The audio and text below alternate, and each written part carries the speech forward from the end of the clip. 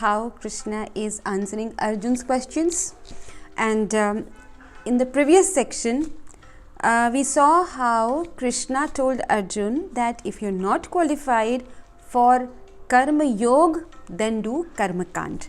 And in that section of Karma Kand, we saw that Krishna tried to convince Arjun that people who are living only for sense gratification are really living a risky life, because we are answerable.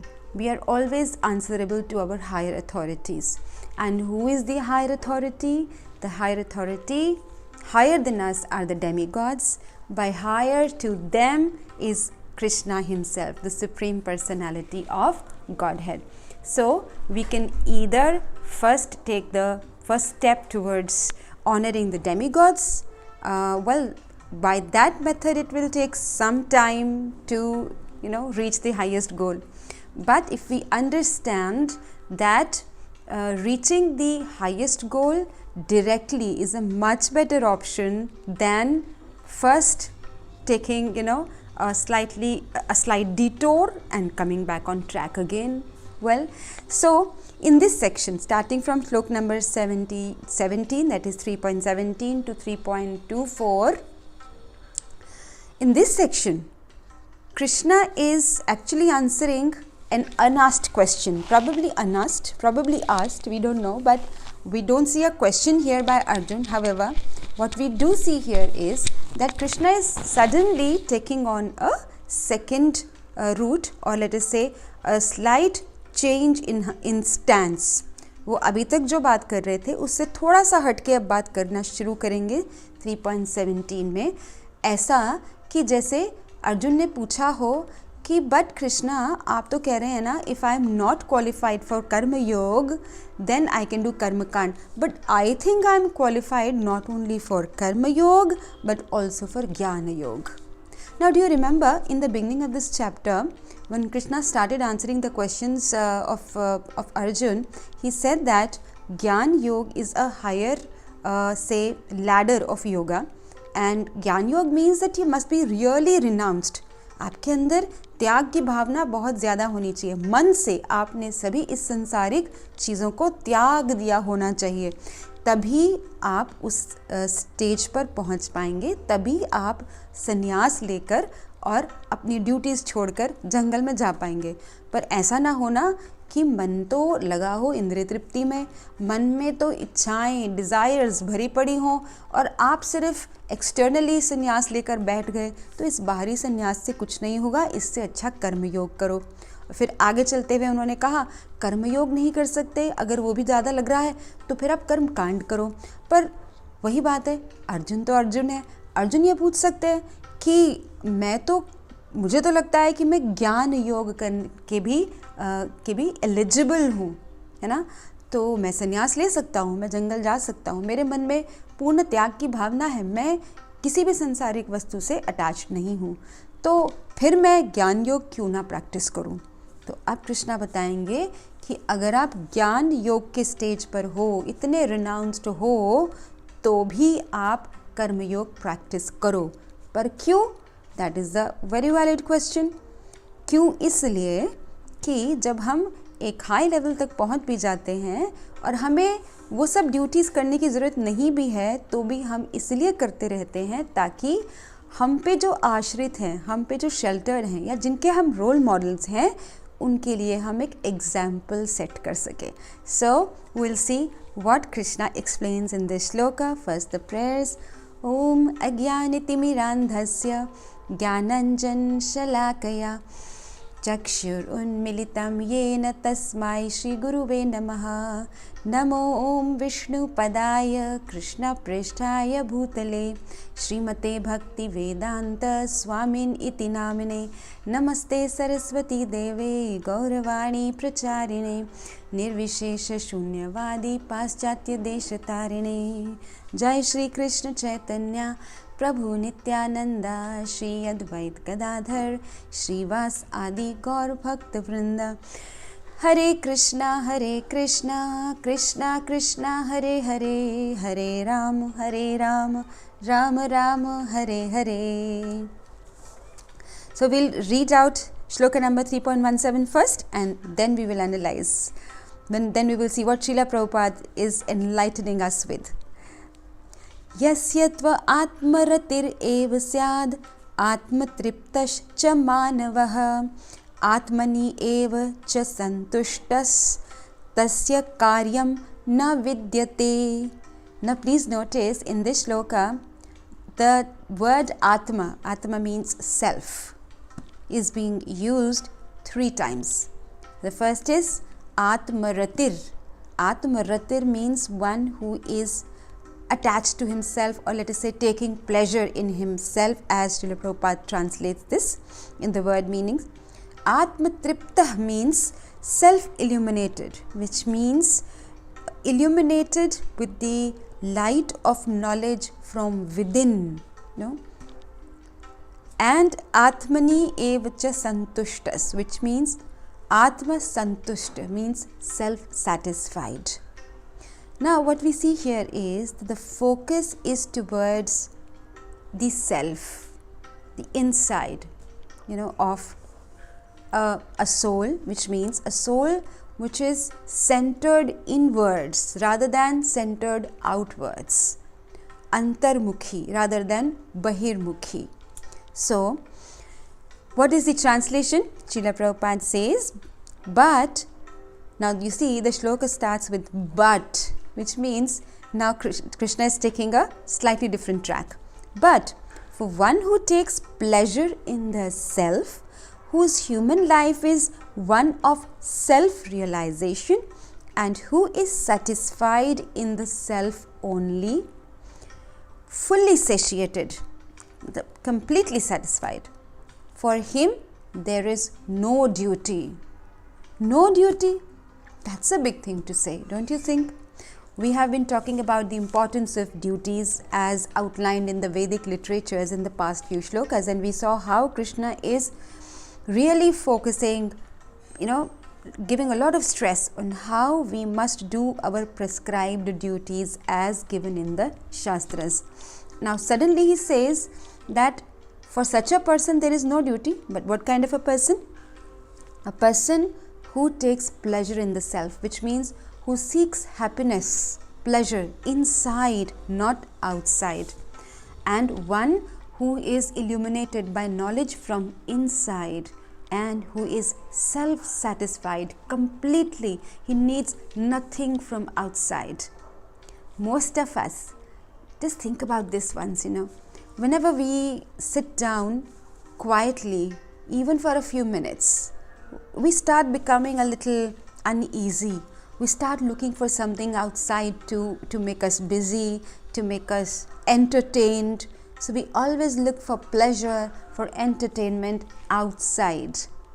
But you see, for a person who is self-realized, which means one who has enough spiritual knowledge to realize that the source of all pleasure is actually the soul itself and the connection of the soul with the super soul or God.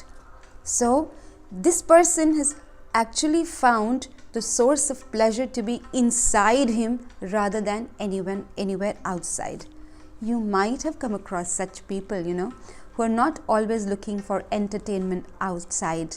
They can probably sit together, for hours meditating, or just reading about Krishna, or just chanting Krishna's holy names, and they derive so much pleasure from inside that they don't need anything from outside. For such a person, there is no duty. And why is there no duty for such a person? Because when we take from somebody, we have to give, which means the relationships in this world are give and take relationships. So in the material world, when we are taking something from somebody, then we have to give back. So if we are looking for pleasure, for gratification outside us, then we will have to give back in return also. Then we will have to do our duties. For instance, if a father finds a lot of pleasure in, playing with his son, right? Suppose छोटे बच्चे बहुत अच्छे लगते हैं हम सबको. We like to play with the little children around us. So when we are taking pleasure from outside, we are bound by duty to them. We also will need to perform our duty towards them, to their upbringing, to their education, to everything that they will need in this life. But for such a person who is satisfied in the self, there is no such duty. But still, this Krishna will tell in the coming verses. But that doesn't mean that everyone who is practicing Jnana Yoga, which means who has transcended all the material pleasures, they just all of them have to go to the forest. There have been many examples where even the Jnana Yogis, even the ones who are fully renounced, जो completely त्याग की भावना रखते हैं, ऐसे भी लोग हुए हैं जो फिर भी अपनी कर्तव्यों को पूरा करते रहते हैं. किस लिए? ताकि उन्हें रोल मॉडल समझने वाले लोग जो हैं वो भी अपनी ड्यूटीज़ को पूरे करते रहें. तो आगे जाकर Krishna is going to explain this with examples. But let's see what Srila Prabhupada writes in the purport. He says, a person who is fully Krishna conscious and is fully satisfied by his acts in Krishna consciousness no longer has any duty to perform due to his being Krishna conscious. Now, he further says that when we are Krishna conscious, then all impiety, which means all impurities, all that is dirty and bad in our heart, it gets cleansed completely and our hearts become completely cleaned. And this is an effect which is usually obtained by performing, Srila Prabhupada writes, many thousands of yagyas. We have been talking about the yagya, right? The acts of sacrifice.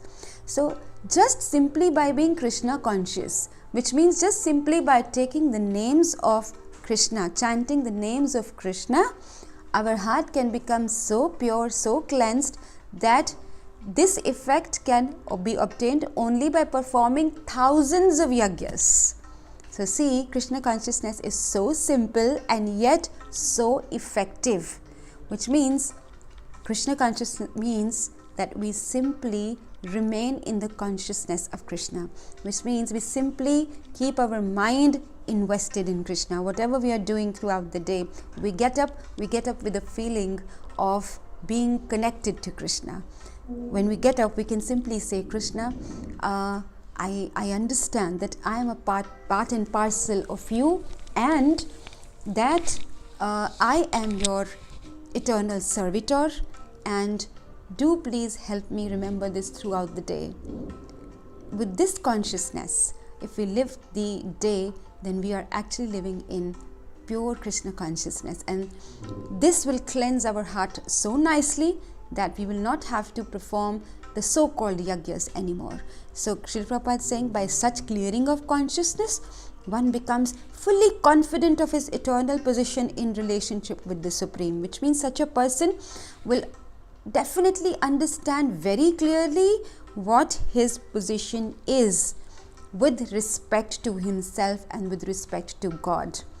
And being very clear in this relationship, he will perform all his actions in this consciousness. Srila Prabhupada says, his duty also thus becomes self-illuminated by the grace of the Lord. And therefore he has no longer any obligations to the Vedic injunctions. So for the Vedic injunctions are not for such people. Those who are directly connected with the Lord will illuminate that person from within with the knowledge of what he needs to do and what he doesn't need to do. In the Chatushloki Gita, that is the 10.8 to 10.11, there is a shlok which says, in which Krishna says actually that a person who is constantly in my consciousness, I will give the knowledge, I will light up that person's heart from inside with the divine knowledge. So that person doesn't have to look outwards, that person derives all the pleasure inwards and also gets all the knowledge from inside. For such a person, there is no duty, right? And obviously such a person doesn't require, let me not put it that way, such a person actually doesn't need any kind of sense gratification from outside. Srila Prabhupada says he doesn't anymore take pleasure in worldly things like wine, women, and similar infatuations. We see people, going crazy over wine and women, thinking these two to be the source of all pleasure. But this is very, very flimsy, temporary pleasure. A person who finds permanent pleasure from inside, which is, blossomed in the heart by connecting with Krishna, with God, is the best kind of pleasure, which eliminates the need for any other kind of pleasure from outside. So, however, in this shloka, Krishna is saying that for a self-realized person, there are no duties. But as we move on in further shlokas, he is going to give us examples that even if such a person doesn't have any duty, the person should keep on doing his duties to set an example. Just like if suppose there is a new employee in the company, right? Such an employee would have many obligations and many duties to perform. When he comes, he will have to mark his attendance through the biometrics maybe, and strictly adhere to the timings. Then, as soon as the lunch bell is over, the person is expected to go back, and before going out or before going home, he would probably need to fill a performa of what duties he performed throughout the day. So the rules and regulations of duties are very strict for such a person. But if a person through time becomes attached to the owner of the company by proving his faithfulness, and reaches a high position, for such a person there are no such obligations. Now a CEO of a company may not need to do what a lower level employee, a new employee would need to do, right? But all the same, he keeps doing them so that he sets an example for the lower or the just joined employees. So that with that understanding, we will move on to the next shloka in the next session. Hare Krishna for now. Please keep chanting and please keep reading Bhagavad Gita. This is the knowledge that illuminates our hearts. This is how Krishna illuminates our hearts from inside. He has given it all here. It's up to us to pick it up and read it. Maybe one page at a time. Nobody can say, I don't have time. For what is important,